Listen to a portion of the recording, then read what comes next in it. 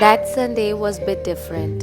It was Mother's Day, and I planned a workshop with my babies because whenever I talk about crafts in my class, I found them very curious. So I arranged a craft workshop for them, and there couldn't be a better day than Mother's Day. Preparations were going on since a week, and me and my brother Golu, we both prepared everything for these babies that they can easily go for their main craft without wasting any time. Hey, have you ever wondered why art and crafts are so important for child development? Mainly for the children aged 3 to 8 years. Experts say it is the most important way to help them grow and develop. And most importantly, kids love to do art and craft.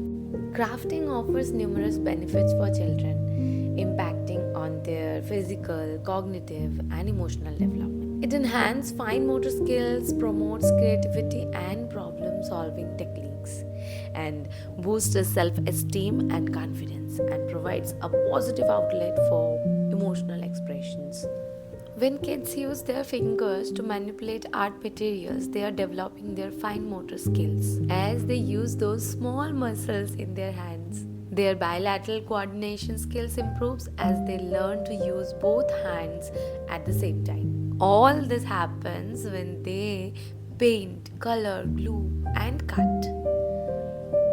Art allows kids to develop their creativity, which is important throughout their lives. By doing something creative, you allow for self expression, and this lets kids express and cope with their feelings.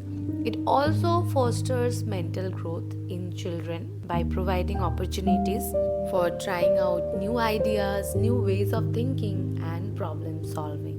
Art and craft activities give kids a sense of achievement and allow them to take pride in their work, which builds confidence. It's a great and safe way to discover that it's okay to make mistakes and that getting things wrong can lead you to a whole new idea.